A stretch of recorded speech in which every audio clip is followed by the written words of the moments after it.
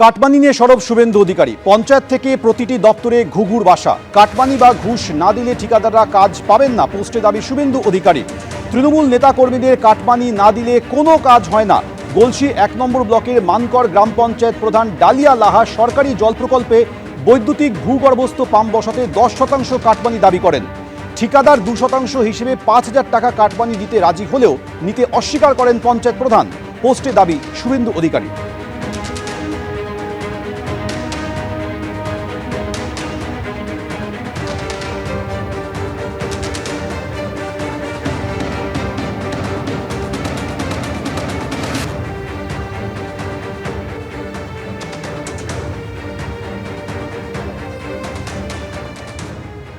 আর যে video viral হয়েছে সেই ভাইরাল ভিডিওতে চাঞ্চল্যকর দাবি করা হচ্ছে ওয়ার্ক অর্ডার পাশ করে দেওয়ার জন্য খোদ তৃণমূলের পঞ্চায়েত প্রধান তিনি টাকা দাবি করছেন এবং সেটাও পঞ্চায়েত অফিসে বসে ঠিকাদারের কাছে টাকার দাবি প্রধান ডালিয়া লাহার এমনই অভিযোগ।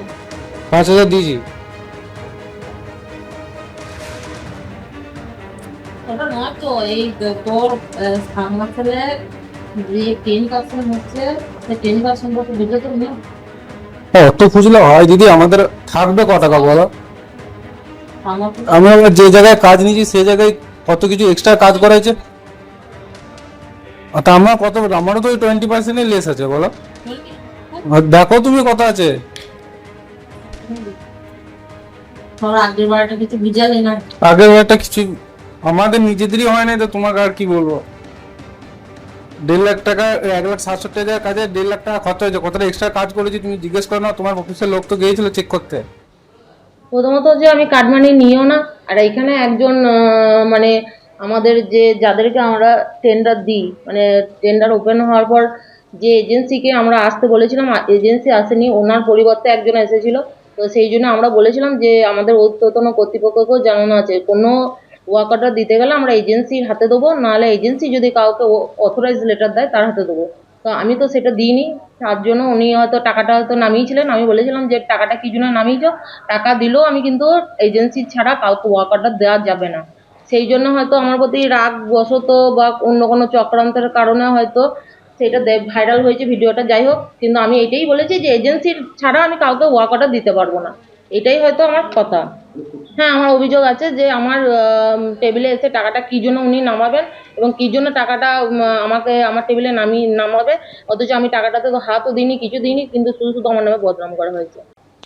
আজ জেলায় জেলায় বিক্ষোভ দেখিয়েছে বিজেপি। আর কোচবিহারে বিজেপি বিধায়ক তিনি নিজেই বিক্ষোভের মুখে পড়লেন।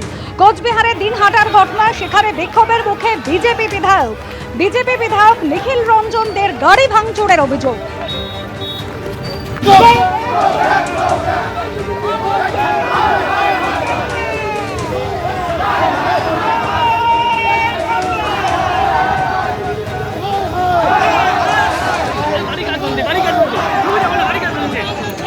অবরোধ বিক্ষোভ বিজেপির। যে ঘটনা ঘটেছে কোচবিহারে, যেভাবে কোচবিহার দক্ষিণের বিজেপি বিধায়ক নিখিল রঞ্জন দে তিনি অভিযোগ করছেন যে তৃণমূলের বিরুদ্ধে তার গাড়ি ভাঙচুরের অভিযোগ করছেন, সেই ঘটনার প্রতিবাদে অবরোধ করেন বিজেপি কর্মী সমর্থকরা।